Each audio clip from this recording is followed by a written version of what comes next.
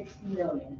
DPU has an overarching draft framework they are planning to use to address the increase in account receivables and restarting disconnections. Aged ERT/outstanding service orders and estimates. In FY22, 28,044 service lines had a total of 131,106 estimates for water or gas. ERTs are devices that relay the meter readings to the DPU vans in order to enter them into the system. In the picture above, you can see the radio transmitter attached to the meter that enables the electronic readings. 9,798 service lines were estimated for at least 6 months. 3,807 were estimated for all 12 months.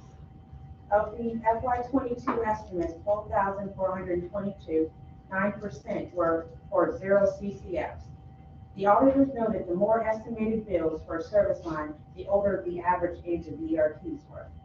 Additionally, the rate of service orders on a customer's account increased as more estimates were applied, except for those with 12 months. Self-service option contract terms. DPU customers cannot view their detailed utility bills online. Additionally, new customers cannot sign up for DPU to receive e-bills and have to go to a third-party vendor to establish e-services. Metro Care payments. DPU offers water and heat assistance payments to city residents using a program called Metro Care. In FY22, water and heat payments totaled nearly 104,000 respectively. A comprehensive analysis of the FY22 Metro Care water payments was performed. $9,000 worth of discrepancy were noted, with DPU's tracking and keying of the water payments. Oversight of delinquent accounts. A process to monitor and oversee the collection agency work needs improvement. DPU outsourced collection activities for bad debt accounts to a collection agency. A DPU staff member is their point of contact and works with the agency while trying to collect. DPU does not have a process to track or ensure accounts are returned after 3 years. Also, there is not a process in place to ensure accounts are correct or to track and monitor outstanding accounts still with the agency. Internal controls of adjustments. DPU staff creates adjustments on accounts either by dollar amount or consumption as needed for a variety of reasons. In FY22, 14,709 service lines had at least one adjustment. Approximately 96% of the service lines were adjusted for less than $1,000 total. The system does not have built-in restriction on staff adjustment limits. There is no process to address conflicts of interest nor a formal review process for staff adjustments in place. Exceptions and completeness of water meters. The system automatically flagged exceptions for DPU staff to review. 5 exception types: high, low, negative, 0, and idle. Above is a picture of a water meter that could not be read as it was flooded, which may have generated an exception review. There is no formal review process of work exceptions, nor a quality assurance process to track or verify completeness of water meters in place. SOPs and refresher trainings. Some policies and procedures do not reflect current work practices. Additionally, some available training documents were outdated or not present as processes have changed and the SOPs have not been updated. Employee development. Employee performance measures need improvement for revenue and recovery and billing and exception units. Managers within these units noted over 25 tasks worked by their staff for which they did not have a formal review process. Utility deposits. The auditors review both residential and commercial deposits for new customers and resettlement of meters to determine if a deposit was required. A formal review process needs improvement as some deposits were incorrectly calculated, not applied to the account, or support for deposit decisions were not in the system. Additionally, DPU's customer service security deposit policy was last updated in 2005 and does not include current procedures for calculating commercial deposits. Bi-monthly benchmarking. DPU bills their water utility customers on a monthly basis. The auditors benchmarked the frequency of water billing with 13 surrounding localities. 9 of the 13, 69% of the localities surveyed bill their residential customers either bi-monthly or quarterly. By billing monthly, staff have increased workloads as they have twice the number of readings and billings to review. If meter readings and meter exceptions are not gathered in review timely, this leads to an increased amount of estimated bills. In conclusion, we issued 20 recommendations with 100% concurrence. Implementation dates through December 2025. Time spent, this audit was on the FY23 audit plan budgeted for 800 hours. Budget after planning was 1,435 hours. Actual hours were 1,390. You spent a lot of time on Yeah, this. a lot of time. It's obviously this is a big audit, a lot of times. Ms. Bingham, would you like to respond or provide any comments? if you would? Sure, I can just say thank you all for the great work and the partnership that you gave to the Department of Public Utilities in this space. This audit did not reveal anything that we really were not already aware of. When I think about the breakdown of the audit, if I think about staffing challenges and just the overall need within the department, if we could look at 40% of this being cured between accountability and oversight and QA/QC, when we think about our staffing challenges, not only are we looking at frontline staff, but we've had a hit in our leadership pool as well. We do not have a billing manager at this time. We do not have a revenue and recovery manager at this time. We do not have a deputy director for customer service at this time. And so I'm happy to say that we do have, at least the deputy director's position will be filled on April the 10th. And so that person coming in will be first in priority in trying to fill these critical roles for the positions and the concerns that we see in this audit. When I think about the estimated bills and some of the account concerns that we're seeing, certainly we're willing to not shy away from what is happening. We want to deal with them head on. We are committed to making sure that any accounts that need to be adjusted, we will do so within 1 to 3 billing cycles. That is our commitment to our customers. That is in the short term. And as far as the disconnection process, we do wish to start the reconnection process in the spring of 2023. And when we think about that, we decided to push affordability as the main focus around customers and their bills. And so we've been very pleased to bring forward 2 new programs that customers have gravitated to. One is under LIHWAP, which is the Low Income Housing Water Assistance Program, which allows customers, based on their eligibility and their income, they are eligible to receive up to $2,500 on their water bill. Any dollar that you spend is a dollar that you can save in another, or any dollar that you save is a dollar you can use in another area. And so with that, we also have Promise Pay. And Promise Pay is something that we've worked closely. It's a digital software program that we've worked closely with our DIT department.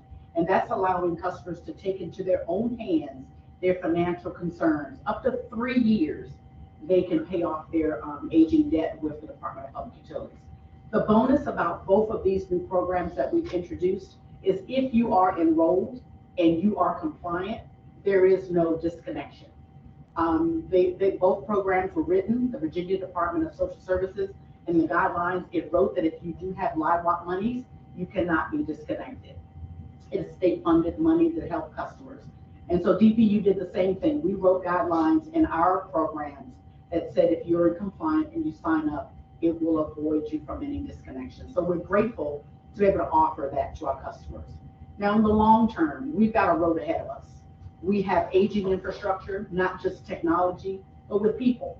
And so we need to make sure that we're looking at succession planning, we're looking at the latest technology, we're looking at those processes that need to be changed in a post-COVID world. And that's just where we are today. I believe that we have some dedicated and committed people inside of DPU, but we are challenged right now with a variety of things. And again, I say we're not shying away from what is actually happening. We have a commitment that we wish to keep, and I know the team is dedicated to the task at hand.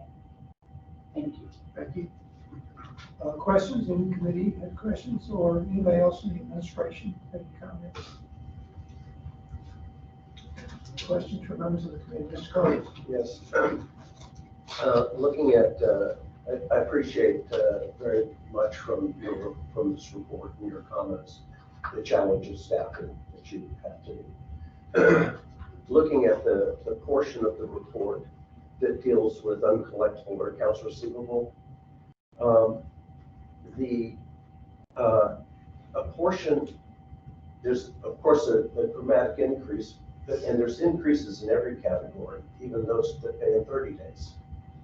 To what extent is this a price issue or a consumption issue?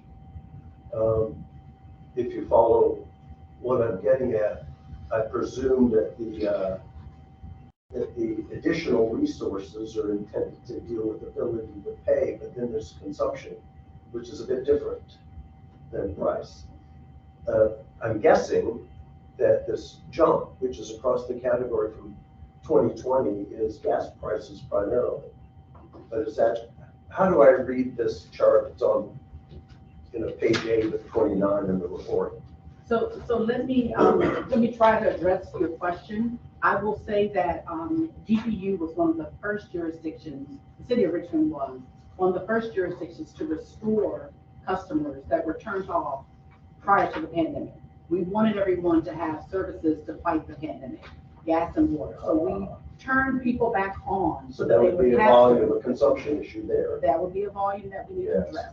Additionally, once people were restored, we immediately created a universal payment plan. We installed everyone into a payment plan, thinking that that would help versus having people to call and actually have to, flood the phone lines and things like that. We took a proactive approach. And in doing that, we recognized that about 60% of those customers were not paying at all. We only had about 30 to 35% compliance. But think about where we are today. 3 years later, we're still dealing with somewhat of a pandemic. People are still teleworking at a higher rate than ever before. And so when you think about people being in their own homes versus being in the buildings that they used to visit every day, that could be contributing to the consumption. As well, when we looked at the $21 million that we got from CARES and ARPA to pass out in 21 and 22, and then the $25.8 million that we are right now giving out through Virginia DSS, those pots of money came with specific guidelines and rules that it didn't take care of all of the bills. So it came with timetables and guidelines that only took care of consumption for a period of time based on the pandemic. So if you think about people bringing bills and aging balances with them into the pandemic, that's what we're trying to help people with now. So if you started out, if the pandemic hit March the 8th, on February, if you had a balance of say $600, that $600 was not taken care of with any of the state money that we got, the $21 million or $13.2 million, it didn't help. You carried that with you. And so it only took care of consumption-based fees, which is gas and water, things that you can control. How many showers you take, how many times you flush your toilet, things of that nature. So the bills continue. What's happening in my mind and what I see is that customers, the current charges are outpacing the balances that they have. So you may get a credit for the state for $400 or $500, but your new charges, stormwater is the largest charge on the bill, not gas and not water. So you can control your consumption, you can look into conservation, but what you can't control are those fixed fees and some of the ones that the balances that have came forward. That's what I committed that to.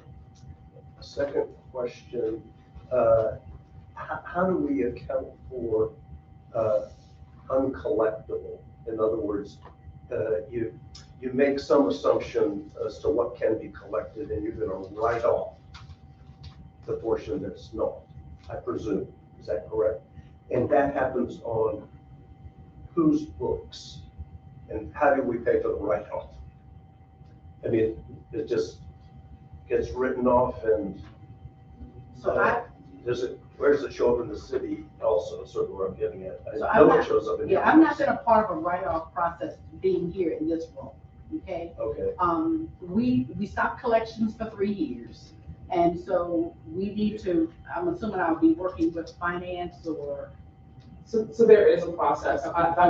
It isn't handled in the finance department. There's, Tilly, Ms. Steen to handle, okay, the evaluation of the collectible accounts. That's done primarily at year end, so you see that reflected in your 630 balance. I can't speak to the specifics because I'm not part of that review process of those accounts, but there is a process that is in place. and, yeah. And It's essentially, unclear, yeah, it's uncollectible revenue, so yes. And do you adjust the accounts when you write it off? Is it adjusted all the way down to the consumer account? Or is it just it's at adjusted at the consumer level, but I can't speak to specifics. I don't handle that process.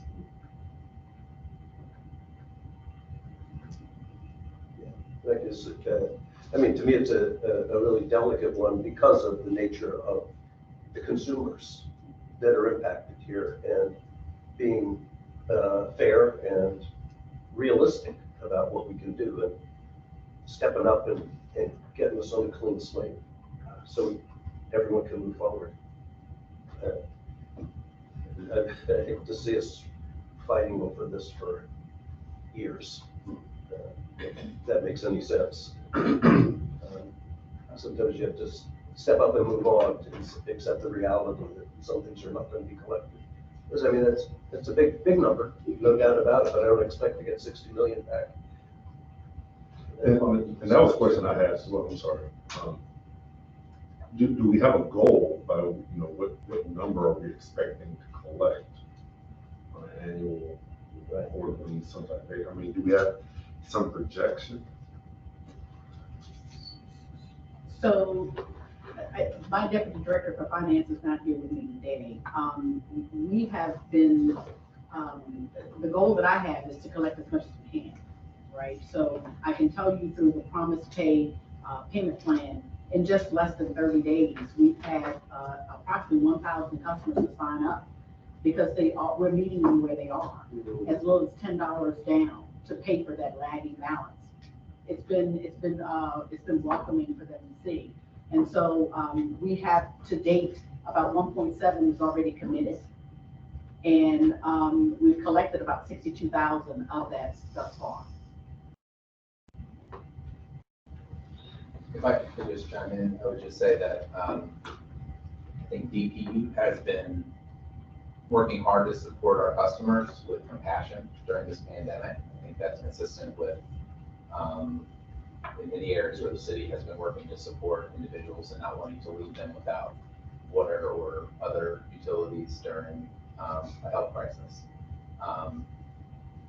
We have, I think that's April mentioned, distributed a significant amount of both ARPA funding and otherwise to help our customers, essentially wipe out their balances or to cover their balances, as well as to, in this phase, now that both the federal and local emergencies will be coming to an end here this spring, it's appropriate that we're entering the phase now where we're giving people an opportunity to either enter a payment plan or take advantage of some of these other assistance programs like LIWOP.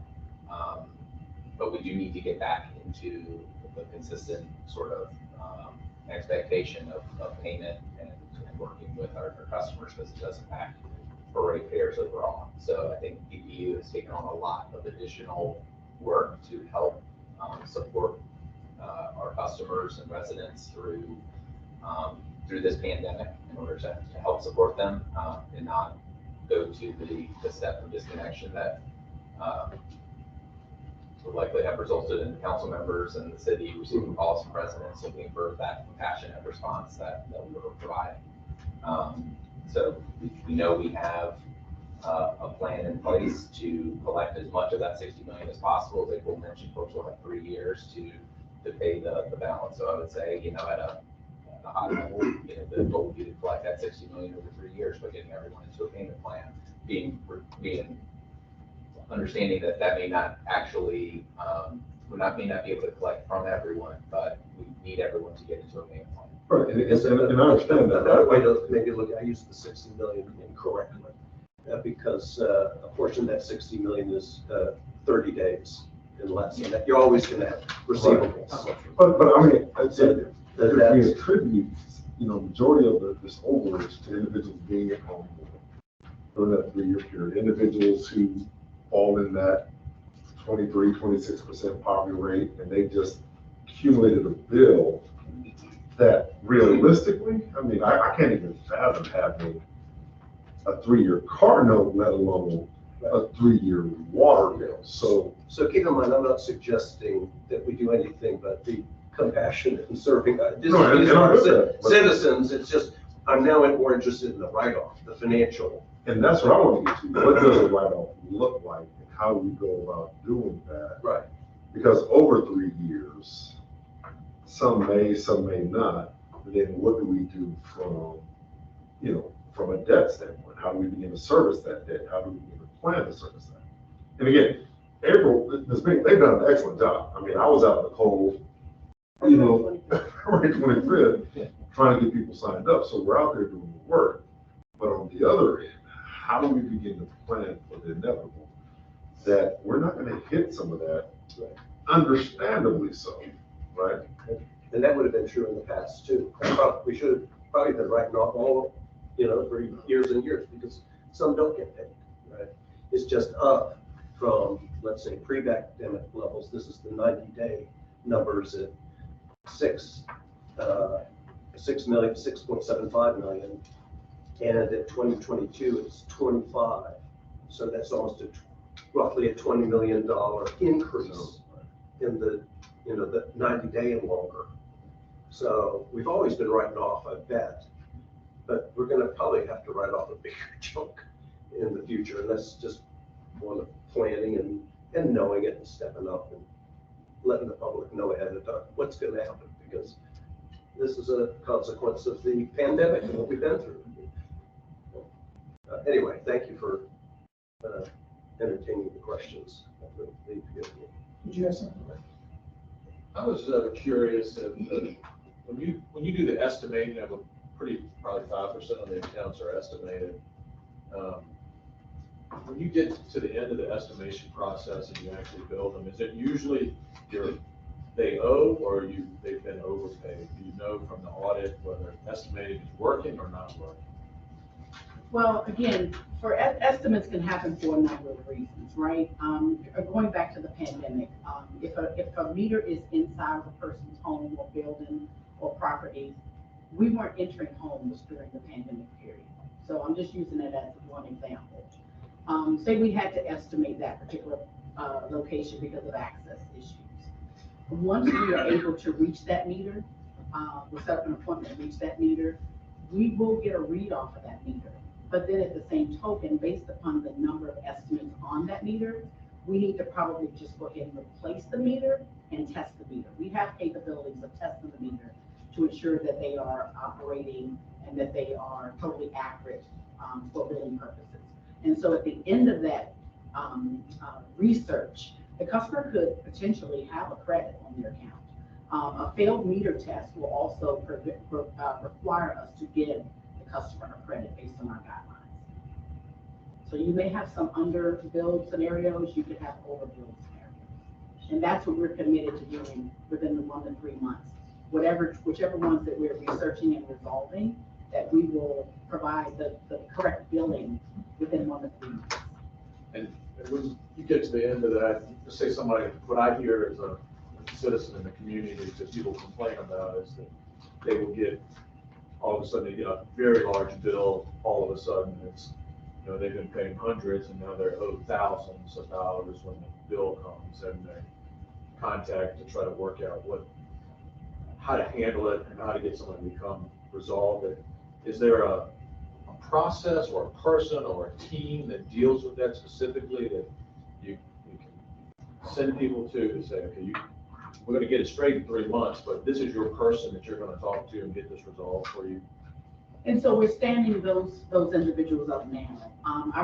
Right now in our call center, we have close to 25 vacancies. In our billing department, we've got another significant half dozen key individuals. And so I think what we want to do, based upon this audit, not only are we standing up those individuals, but we also are looking at the procedures, like I said, in a post-COVID world.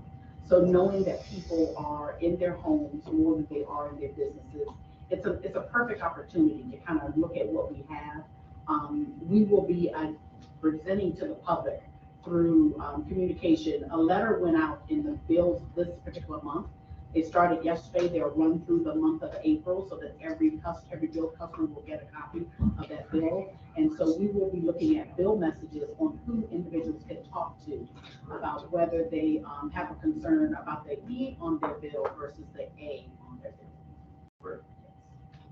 Could I ask you a follow-up question on Yes, sir. the estimate issue as well?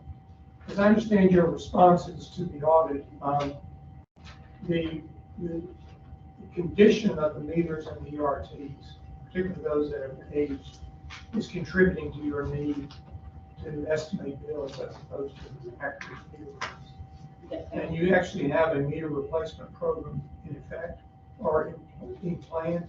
Yes, sir. We have a meter replacement project we're planning for one. We had the kickoff meeting earlier this year. And do you have the funding in place for that, or do you even have a budget? We have right now, so we're looking at the data that came out of this audit. It's going to be a phased approach. We realized that this audit looked at about 35, close to 4,000 that have been 12 months and greater. So that's going to be our primary focus. I believe we do have the budget. I have not heard any concerns about the budget for about 4,000 meters that we need to address. But long term, we want to look at those that are aging based upon years of service and install date. And that's where the meter replacement program is going to come into play to help us understand both the meter and the ERT itself. Okay. All right. Sam and Kristen, you have not been sort of opening the door. Do either of you have questions on this audit you'd like to put to anyone? Yes, Mr. Chair, I have a couple questions if you'll let me. Please. Okay, thank you. First, I wanted to thank the auditors and also Ms. Bingham. Thank you for your response, and I'm glad that you agreed to all the findings and that you're using this data moving forward. Your office, I know, is short-staffed, but when we do refer specific issues to the council appointed liaison, we get a pretty rapid response, and so they're really good at dealing with it. But I know they also probably want to see what we can do to get those issues down a little bit. So a couple of questions, if you all can give me a minute or two to get them out, or I can wait for an answer in between. But how many technicians do we actually have in the field that are doing the readings? And Ms. Bingham, if you could let me know how many actual FTEs you have versus how many are filled. The question was, how many technicians do we have in the field doing the readings? Correct. So typically, our meter reading process is by a van. So the van rides through the city and gathers its reads based on transmitted equipment in the van. That is a team of 4, and we have 4 dedicated to those vans. Okay.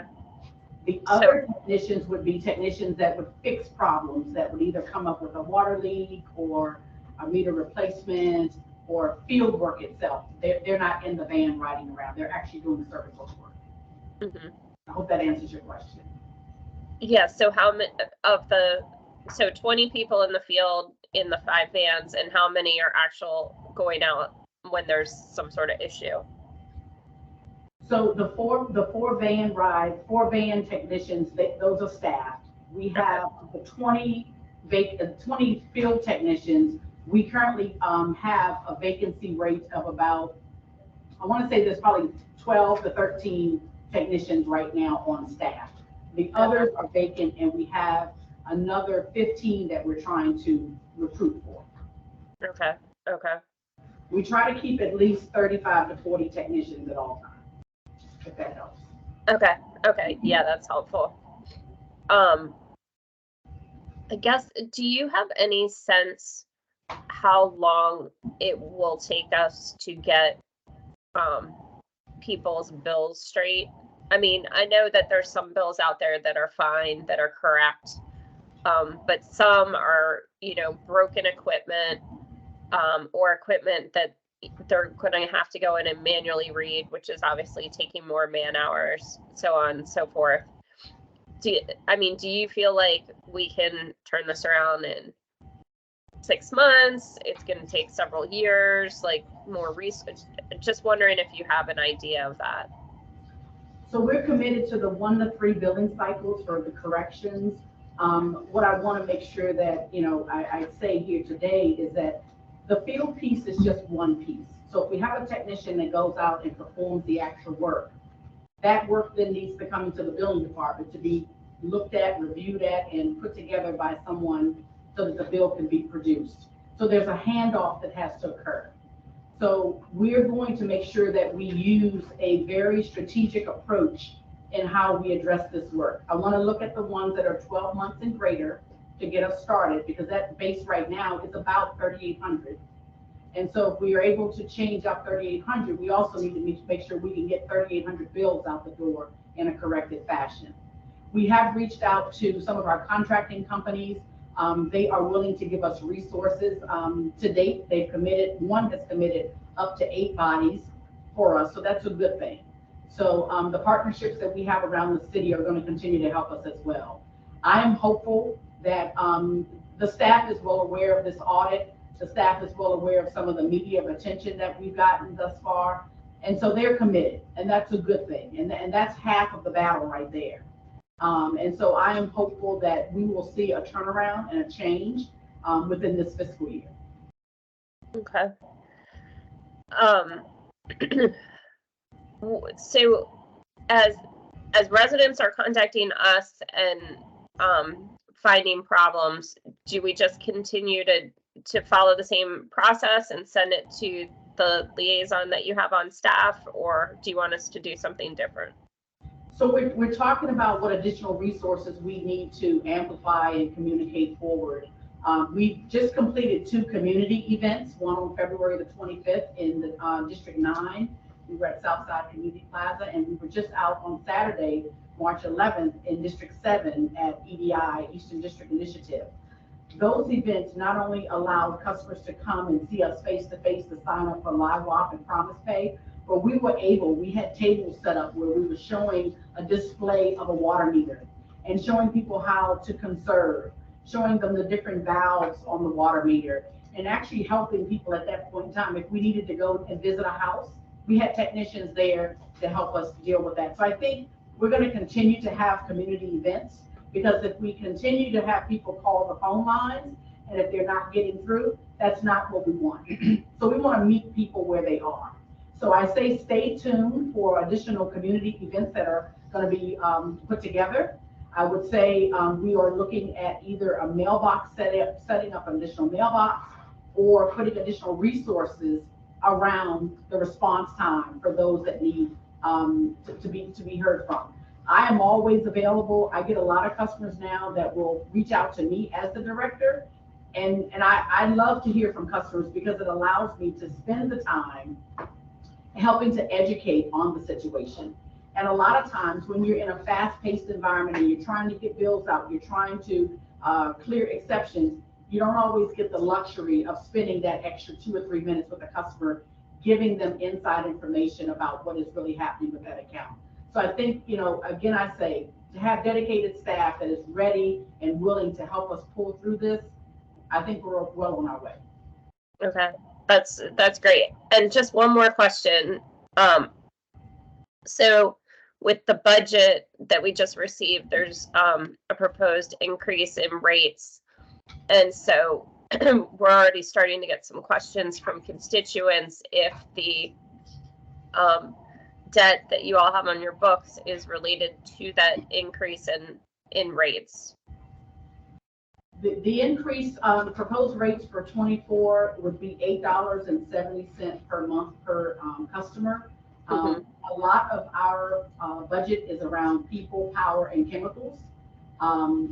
We are responsible for providing clean drinking water to the citizens here in the city, and providing gas services to the citizens in the city, as well as Henrico and Chesterfield County.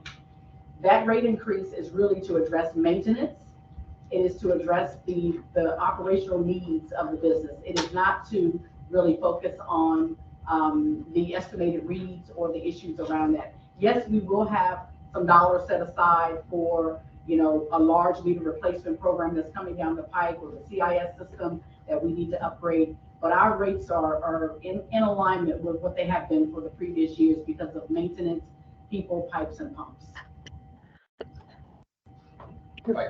Chime in on that, Mr. Chairman. Sure. I think as April mentioned, one of the major drivers for any city department's budget, maybe most city department's budget, is personnel.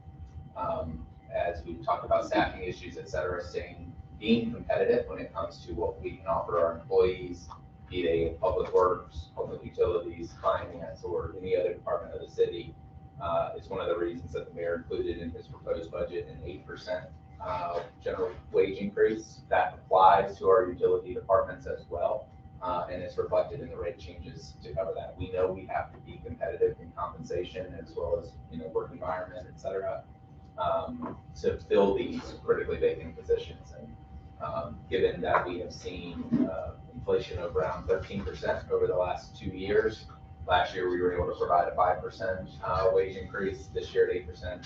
We're doing our best to help our employees keep up with higher costs, as well as to maintain competitiveness in the market.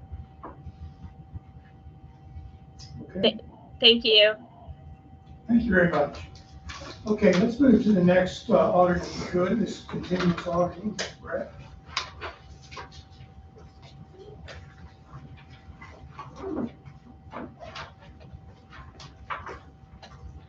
Thank you. So the continuous audit was a scheduled audit on the fiscal year 23 audit plan as well. I'd like to thank the city administration as a whole. Sabrina's basically pulled through, as well as other DCAOs, because continuous audit is not just a department audit, it's basically citywide. So we reach into a lot of different areas, which requires a lot of assistance across the city. I'd also like to thank our team, Jen Harvell, Chastity Comer, Selma Thomas, Leanne Castro, and Rochelle Carter for their work on the audit. So the objective of the continuous audit is basically to compile and produce a semi-annual or annual report and test for exceptions. The scope for this is a little different. We have 2 different scopes. Some of our data analytics scripts are built around a calendar year basis, and others are built around a fiscal year basis. And continuous auditing, as defined by the Institute of Internal Auditors, is a combination of technology-enabled ongoing risk and control assessments. Continuous auditing is designed basically to enable the internal auditors to report on subject matter within a much shorter time frame than under the traditional retrospective approach. And now I'll turn it over to Jen to go over what works well and the improvements.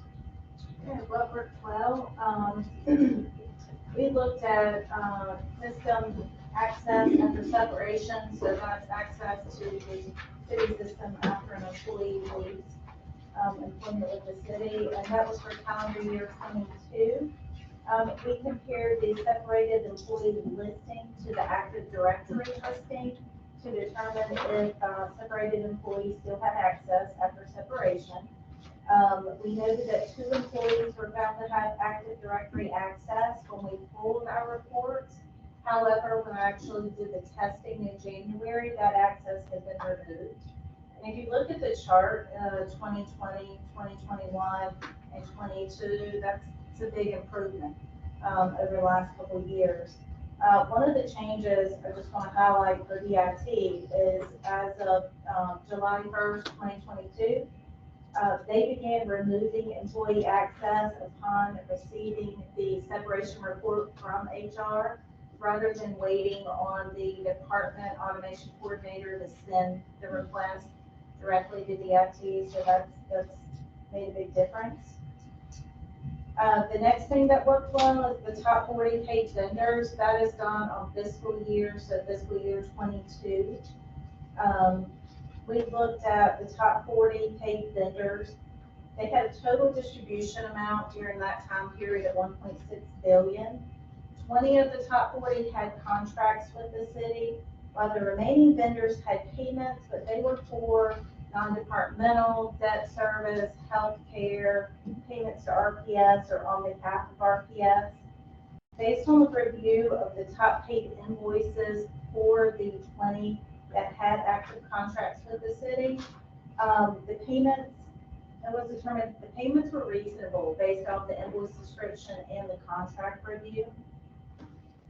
Next, we looked at employee vendor matching, and that was done on fiscal year 22. A total of 44,620 vendor payments were reviewed and matched against employee data information to identify potential conflicts of interest. There were 29 matches found. However, based on the review of all of those invoices paid to these employees, we found no conflicts of interest, none were identified.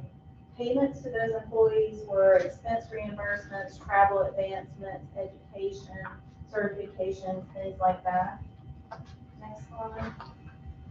What needs improvement? Miscellaneous vendor, fiscal year 22. The city has a miscellaneous vendor attribute, which we kind of touched on earlier. But it does allow the user to bypass the city's procurement process. The main purpose of the supplier code was to issue payments for social services, jury duty, voter registration, and refunds. Use of the, Use of the miscellaneous vendor attribute was noted as a significant deficiency in the external auditor's report for the last 6 years. During fiscal year 22, the attribute was used 9,467 times for a total of $10.9 million, which is a decrease from 21. We reviewed the support documents of one payment for each vendor with greater than 15 checks or greater than $25,000 in checks, which we looked at 41 payments and noted no exceptions. The payments were to citizens for utility refunds, settlement, tax sale properties, things like that. The review will remain a part of the annual continuous review as a compensating control to mitigate risk. Duplicate payments. For fiscal year 22, we analyzed city invoices greater than $300, and that we looked at vendor name, invoice date, invoice amount to identify potential duplicate payments. We looked at a total of 1,367 invoices, which totaled $11.7 million.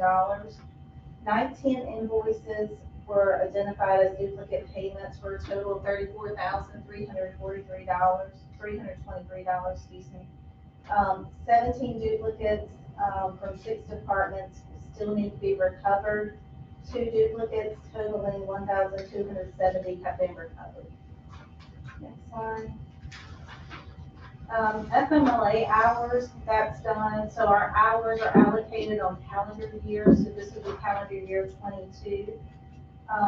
We noted that 7 employees exceeded the annual FMLA hour allotment threshold. 3 were paid parental sick leave.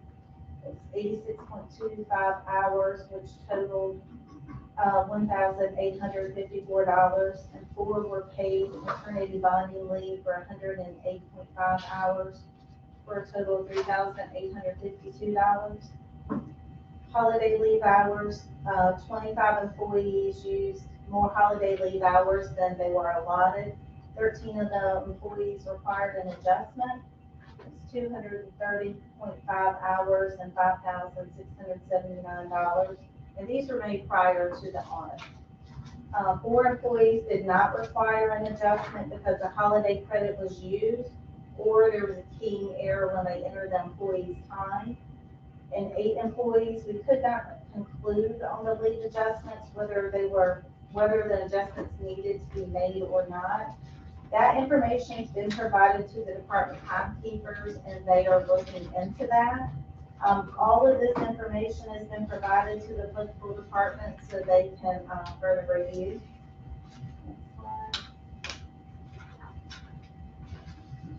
Floating holiday, also on the calendar year, for 22, we found 55 employees that exceeded the limit for the floating holiday hours. 36 required adjustments to their leave balance. The total dollar figure was $7,336. 11 were corrected prior to the audit. 3 did not require adjustments because the employees had already left the city. And 5, the auditors did not conclude on. 2 were noted by the department as done, however, we were still needing some support documentation. In reviewing employees hired after May 1st, 1 employee used holiday floating hours. It was 11.5 hours that did not earn it for $304. 38 employee adjustments were identified due to the audit. Again, all of these hours have been communicated to the respective departments so that they can do corrections if further research is needed. Paid beyond separation. This was done on calendar year 22. We noted that 24 employees were paid more than 14 days after their separation date in Rapids. It was found that 1 employee was overpaid $1,692, and as of February 2023, it has not been recovered. The 3-year trend data on this shows that the number of employees paid regular earnings more than 14 days after separation has decreased. For vacation and holiday payouts more than 30 days, there were 31 employees paid vacation and holiday payouts more than 30 days after separation. 1 employee received an overpayment for $582, which has not been recovered yet. And there's not a real big change, as you can see by that graph, in these over the last 3 years. Overtime, we also looked at calendar year 22. 67 employees in 7 departments earned overtime in excess of 1,040 hours. 37 of those 67 employees earned 1,040 hours, 1,040 overtime hours in calendar year 21 as well. Fire and emergency services had the majority of the employees with 43. Overtime in excess of 1,040 hours has increased each year from calendar year 2020, 2021, 2022. We requested and reviewed support documentation for the highest overtime period for the top 20 overtime earners. All but 1 employee had supporting documentation and were approved. The 1 exception was paid 12 hours of overtime that we did not have supporting documentation for. Additionally, City Council's Government Operations Standing Committee, as of February 2023, has not been sent the monthly overtime reports as requested by the City Council resolution. Next slide. So in conclusion, we issued 3 recommendations with 100% concurrence with implementation dates through September 30th, 2023. The audit plan had 700 hours on the fiscal year audit plan. Budgeted hours after planning was 670 and actual was 660 hours. Any questions? I know that last year you had mentioned revenues, and we do have several audits going on right now that are dedicated to revenues, specifically meals taxes, the Parks and Rec. Personal property is on the plan as well. So I just wanted to let you know, we're trying to pay attention to the various and sundry requests. Because I know last time we presented this, you had mentioned that. Does anyone from the state administration wish to comment? Kristen, I see your hand up there. Thank you, Mr. Chair. I just wanted to follow up on the overtime issue because when we got this report, I think it was the last time, City Council did legislate a limit on overtime, and that is not being followed. So really concerned about that, especially with fire. The overtime's continuing to increase over there. And we discussed at the time that we put forward the legislation that we're talking about health and safety issues as well as a liability for the city. So just really concerned about those numbers. If I can respond, I'll just say, I think we have all been concerned and focused on how we can reduce the overtime hours, and particularly in the area of fire, due to mandatory staffing levels, and otherwise fire did have to implement mandatory overtime within the last year plus. They are, with the graduation of the latest recruit class, I want to say 5 or 6 personnel below their authorized FTE count, so that should enable them to staff appropriately without requiring necessary overtime. We also did receive the SAFER grant, which is going to allow us to restore 3 companies to the fire department. That class is in recruitment now. They're doing interviews. So, we have been trying to manage this by intentionality around recruitment and staffing, while also maintaining our service levels and staffing levels in this period of recruitment, because we have to keep our community safe. And so I certainly appreciate the council members' concern, and we are all concerned with overworking. We're having to devote too many overtime hours, particularly for any Department of Public Safety. Unfortunately, we did need to get staffed in order to be able to turn that tide in where we are today. I do know that things like military leave and light duty and others, whether we may have, hired up to our full FTE count, but it still may require overtime when we have other types of leave come into play but again, getting closer to that fully staffed level, and particularly with the SAFER grant and being able to restore 3 companies, I hope that we can show some significant improvement over the next year in the need for overtime, particularly in fire. It's important to note too that the standard firefighter schedule based on FLSA does require 168 hours over the year. It's just the way that it falls with the 1 on, the 24 on, and 2 days off, 24. So a little bit built into the system. That does kind of. That's built into their scheduling, yes, sir. And that's pretty well common, at least in terms of how fire departments handle the staffing. 1 on, 2 off, they have an A, B, and C shift.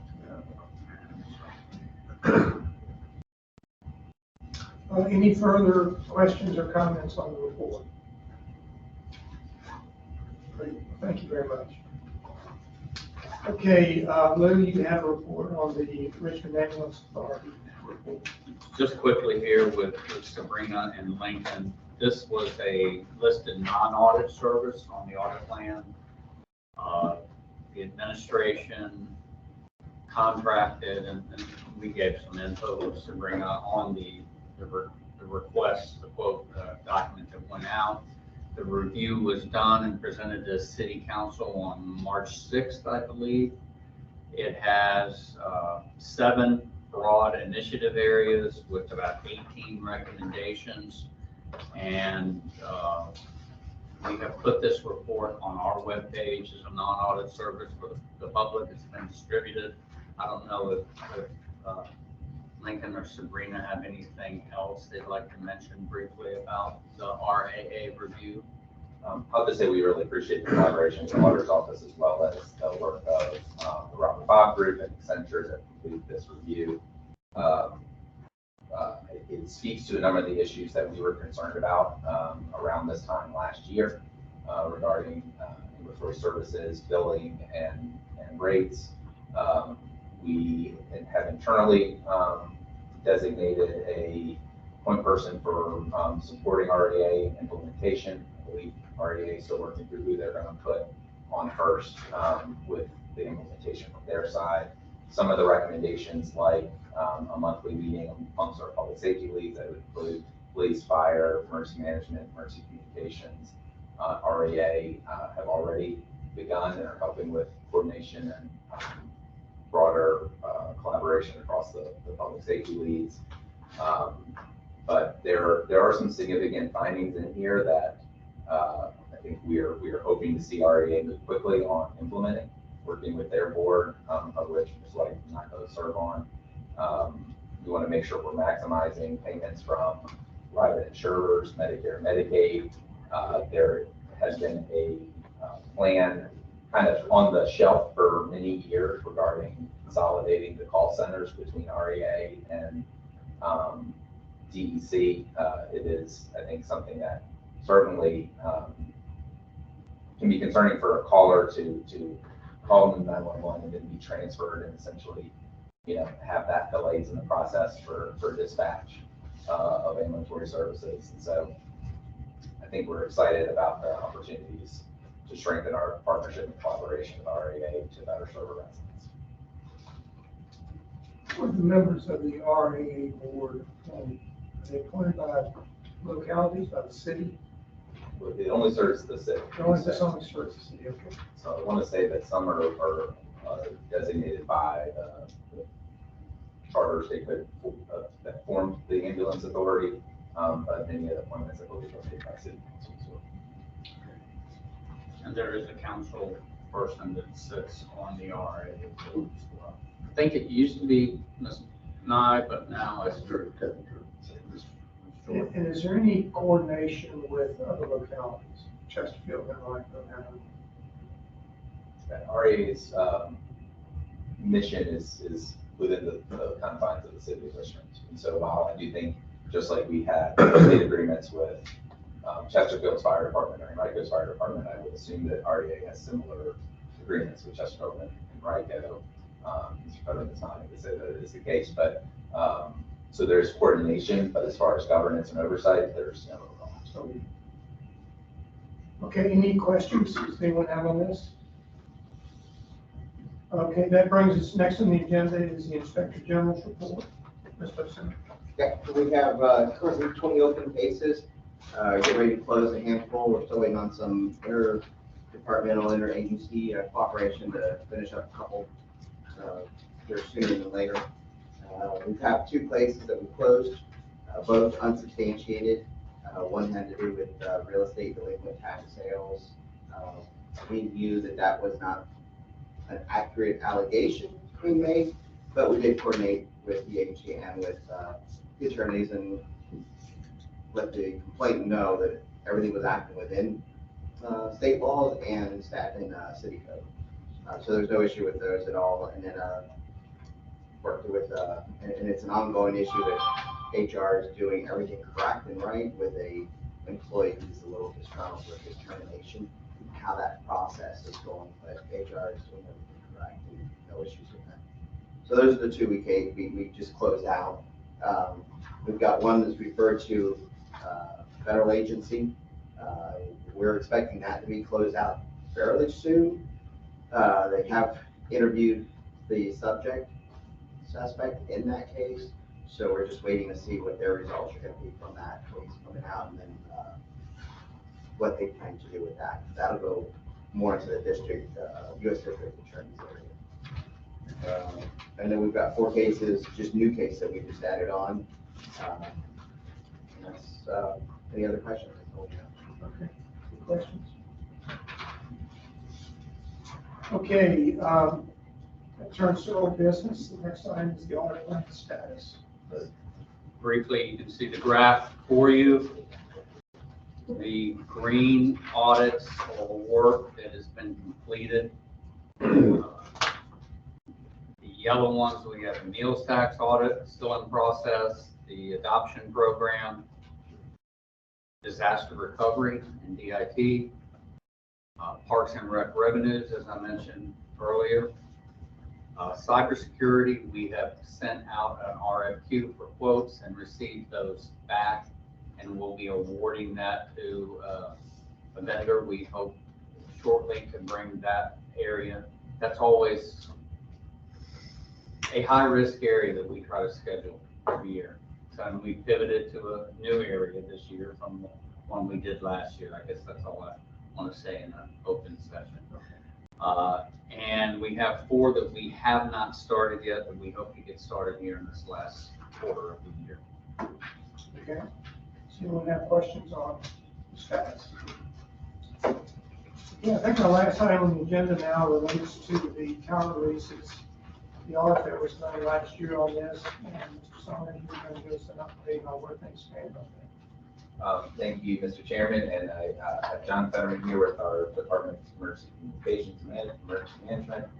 He's going to assist me if you have any questions, but pleased to report that of the 5 high priority recommendations, 1 has been completed and 4 are substantially in process, including development of a RFP to support the department in the current and future management of these tower leases. Every other amongst the remaining recommendations, I want to say there's a total of 5 that have been completed, and all other recommendations are in process and on target to meet their implementation dates. There was some discussion at the meeting when this report was first made about the potential that the administration of tower leases really didn't belong with the Department of Emergency Communications. Has there been any consideration given to moving that function into another department? I think it is something that we can continue to look at as we move forward. I think the place that I think has come up for discussion, the real estate office, I've even made that comment and suggestion. I think currently think that a RFP to support us in that management function is the best way to go, considering that we are also still rebuilding a real estate office. It's currently, a small team, perhaps of just 1 or so individuals, and so we think getting some, professional consulting help will yield a stronger result than just shifting it to the real estate office. Does the RFP that you're describing, does that contemplate basically outsourcing the function to a consultant?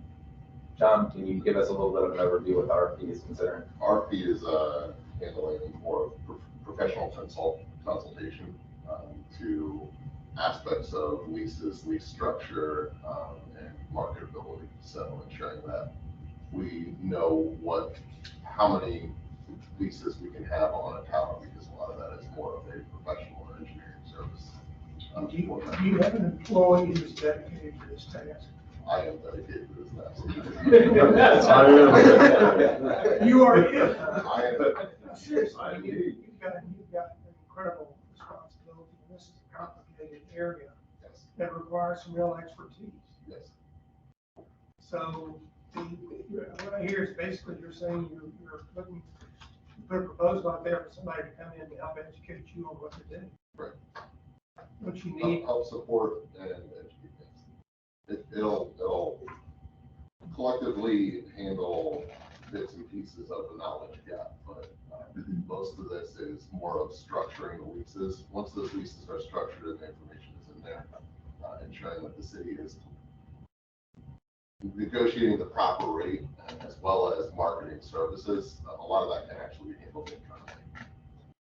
I feel like it's important, just piece of context here, but Mr. Fetterman joined the Department of Emergency Communications from our budget office. He does bring a significant expertise in rights that I think adding in some additional consulting will complement him in developing this sort of process and oversight going forward. Okay, does anyone have any follow-up questions on this? Comments? Might be able to hear about it again at another stage. At another point, we'll give you a break. A little bit of work. When do you expect the RFP to actually get executed on? RFP is on the street, it should be responses are due by the end of this month. And then the whole process, by the end of procurement, 3 to 6 months post that. So more towards the end of the year, actually. Sabrina, do you want to amend that? More than that? This time of year We'll from try to now, speed it up. We'll see what happens. at this time of year from now, the results ought to be in terms of what you're able to do. That'd be cool. Let's put it on the agenda for March of 2024. Mr. Chair, I would like to say briefly, I neglected to do so when I presented the audit status plan. Team continues to work hard, be productive. Some audits take longer than others, as the DPU audit did. But we appreciate your support. We appreciate council's support. And at the June meeting, we will have a new audit plan to present to you. I'm currently meeting with all 9 of my bosses and trying to talk to them about that and solicit feedback, as well as met with Lincoln the other day, and we'll throw that all into the risk process and try to get a good audit plan for your approval at the June meeting. Mr. Chairman, I'd just like to say that over the years I've served in this committee, my confidence in the management, both from the council level to the city management to the audit folks, is just increasing every step of the way. And it doesn't minimize the challenge that lies ahead, but my confidence is stronger all the time. So I just want to say thank you to all of you working so hard. We couldn't have said that with the reporters here. They might be online. It's being recorded. They might be No, online. Put that in the minutes, please. And Mr. Chair, if I could, I just appreciate the work that y'all have done, because this hits, a lot of things that you dealt with, it hits homes. And not just, it's more than just numbers, it's more than just balance sheet. You're talking about the impact of people's lives. So I've always heard about this committee, and so it's great to put the name with the face. But And now you're a member of it. now I'm a member. But seriously, thank y'all for the work that y'all do, because it definitely matters, and it's I think we've got a great team between our IG and our auditor. I know, because I was definitely involved in getting them in here and on board, but appreciate them. But then, I do see the difference on the administration side. I do. Had a chance to sit down and spend a lot of time with Ms. Joy Hall, the thing that she's doing, and some of the same questions. It's going to take us how long to do something? And so I appreciate everything, Sheila, everything that everyone brings to the table. And even he's not new anymore. He's not the new guy anymore. But even everything that Lincoln has done, trying to bring change. And I see his leadership style and how he's relying on those that support him to do their work. And I think that's a part of his success. So I appreciate everything that y'all are doing. And then my colleague who served more than I have on this particular committee, wish her well and just thank her as well. So thank you, Mr. Thank you. Thanks for being here. I assume there's no new business. If there is, please speak up. If not, the meeting is adjourned. Thank you very much.